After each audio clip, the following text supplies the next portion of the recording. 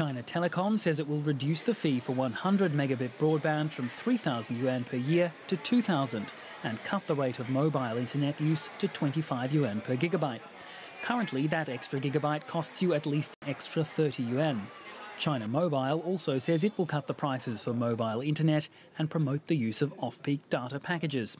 Their users will get an extra gigabyte of data for only 10 yuan per month, but it will have to be used between 11 p.m. and 7 a.m.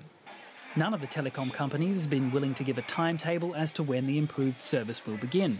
For now, at least, internet users haven't seen any improvement. At least when China Telecom called me last week to renew my service, the fee was still 1,200 yuan for the next 12 months, so I haven't seen any changes yet.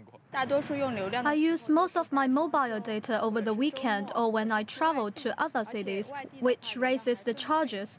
It would be better if they cut prices for those services. We don't often use mobile data after 11 p.m. These sceptical users are not alone. In a survey of 105,000 people on Sina.com, over 85% of respondents say they're not happy with the proposed plan. Over 80% of them said they doubt state-owned carriers will really lower prices.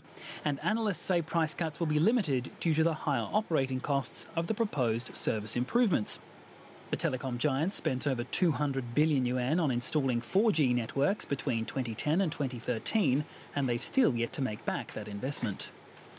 We asked the Shanghai office of China Telecom about the situation, and they were only willing to answer by email.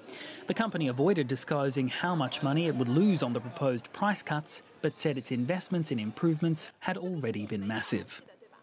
China Telecom is working with the Shanghai government and investing 49 billion yuan between 2012 and 2016 on increasing broadband speed. In the 7-speed upgrade made on the 18th of March, over 250,000 users got a free speed improvement.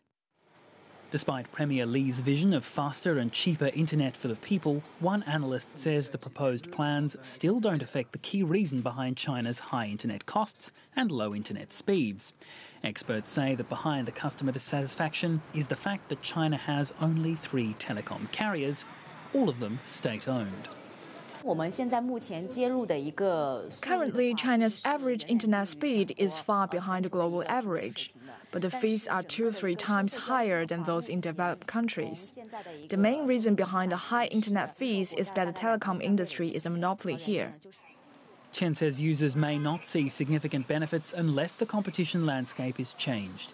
China Telecom and China Unicom together account for 90% of the China domestic market. And as of the end of last year, the country's average broadband speed was 3.4 megabits per second, ranking 82nd in the world. Timothy Pope, ICS for CCTV, Shanghai.